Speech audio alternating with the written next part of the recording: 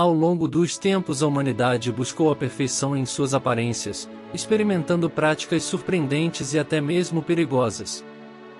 Nesse intrigante vídeo você vai poder ver segredos esquecidos da moda, e alguns vão até agradecer a Deus por isso ter deixado de existir. Ficou curioso? Então fica no vídeo até o final e não se esqueça de se inscrever em nosso canal, curtir o vídeo e ativar as notificações. Enquanto isso, vamos fazer uma viagem ao passado e explorar o que um dia foi tendência e moldaram o conceito de beleza em diferentes épocas e culturas. Canal de Olho no Mundo. O que a Globo não mostra, você vê aqui. No século XVII, na França, o penteado chamado fontange tornou-se extremamente popular entre as mulheres. Consistia em empilhar e prender o cabelo com laços de fita, criando uma estrutura complexa e elaborada. Esse penteado era tão intrincado que exigia a ajuda de uma ou mais pessoas para ser realizado. As mulheres frequentemente dormiam sentadas para mantê-lo intacto. Acredita-se que a origem do penteado fontange seja atribuída a Madame de Fontange, uma das amantes do rei Luís XIV, que teria criado o penteado acidentalmente ao prender seu cabelo desgrenhado durante uma caçada. Rapidamente, o penteado ganhou popularidade e tornou-se um símbolo de status entre as mulheres da alta sociedade. No Japão, durante a Era Edo, as mulheres pintavam os dentes de preto em uma prática conhecida como o. Acreditava-se que dentes negros eram mais atraentes e duradouros do que os brancos. A tinta preta era feita de uma mistura de vinagre e pó de ferro. Embora fosse desagradável ao paladar, ajudava a proteger os dentes contra cáries e outros problemas dentários. Essa prática estava presente principalmente entre mulheres casadas, cortesãs e membros da classe samurai. Ela perdurou até o final do período Edo e foi proibida pelo governo Meiji no século XIX como parte das reformas para ocidentalizar o Japão e adotar os padrões de beleza ocidentais.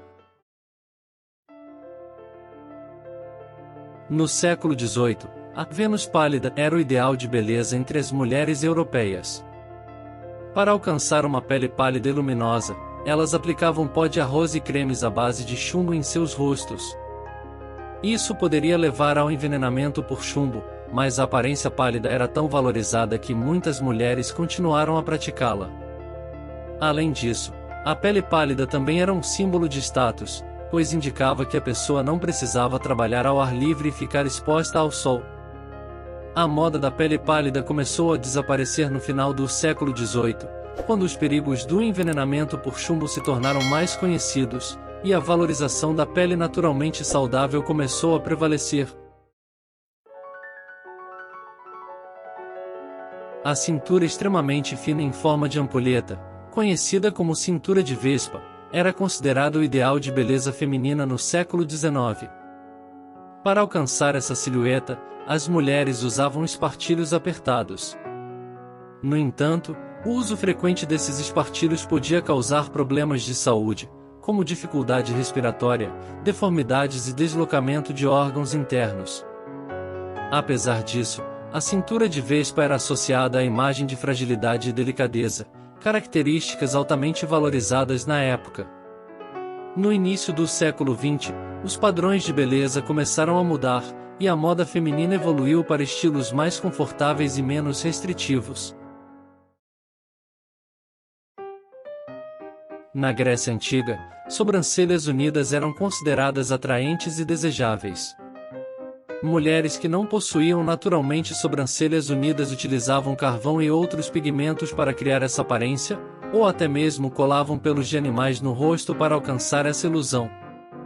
Essa tendência pode ser observada em muitas esculturas e pinturas da época, retratando mulheres com sobrancelhas unidas como símbolo de beleza.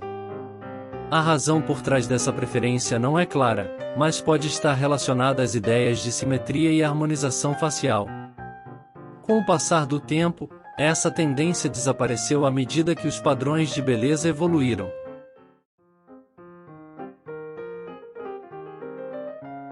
Nos anos 1950, os sutiãs pontudos, também conhecidos como bullet bras ou conical bras, se tornaram uma tendência popular entre as mulheres.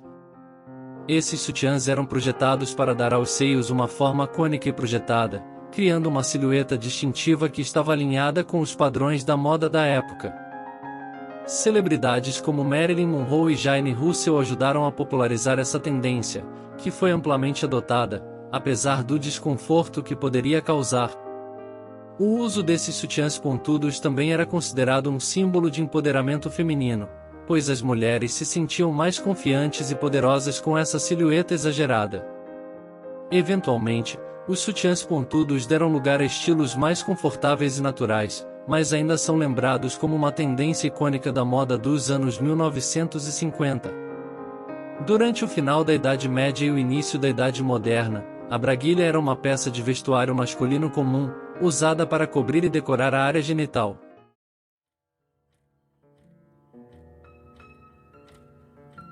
As braguilhas eram geralmente feitas de tecido e podiam ser ricamente ornamentadas com bordados, pedras preciosas e outros enfeites. Além de sua função prática, a braguilha também possuía um significado simbólico, representando a masculinidade e o poder. Homens de todas as classes sociais, desde camponeses até nobres reis, usavam braguilhas. A moda da braguilha atingiu seu auge nos séculos XV e XVI, tornando-se uma parte essencial do traje masculino. Frequentemente, a braguilha era usada em conjunto com calças justas, que eram divididas na frente para permitir que a braguilha fosse amarrada ou presa ao cós. A aparência das braguilhas variava de acordo com a classe social e o gosto pessoal do usuário, com algumas ostentando formas de tamanhos extravagantes. Com o passar do tempo, a popularidade da braguilha começou a diminuir no final do século XVI, à medida que os padrões de moda mudaram e as calças mais soltas e confortáveis começaram a predominar. Eventualmente, a braguilha foi substituída por outros tipos de vestuário, como os calções e as calças. No entanto, a braguilha ainda é lembrada como uma tendência de moda única e curiosa que surgiu no final da Idade Média e continuou durante a transição para a Idade Moderna, refletindo as atitudes da época em relação à masculinidade e ao status social.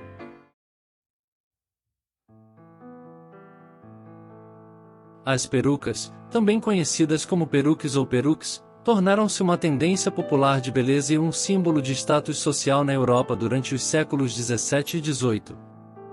Inicialmente, as perucas eram usadas principalmente por homens, mas com o tempo também se tornaram populares entre as mulheres.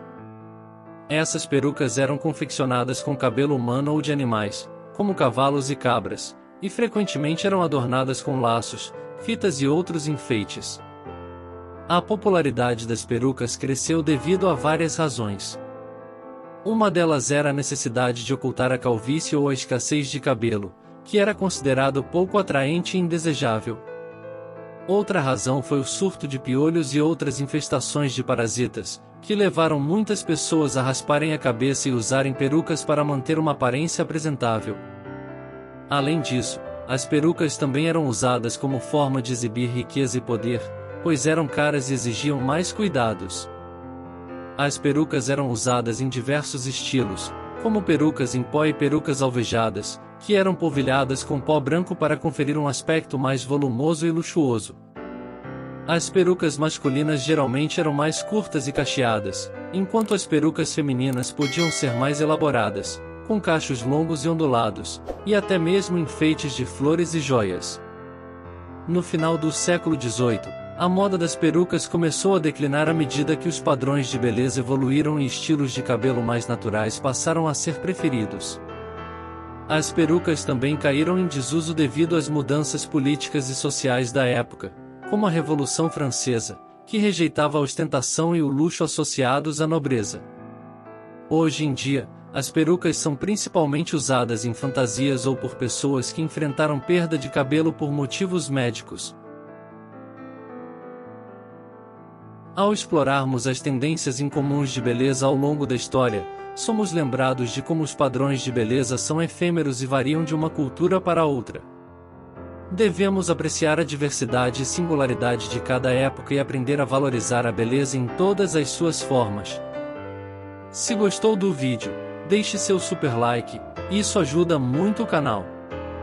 Um forte abraço e até o próximo vídeo.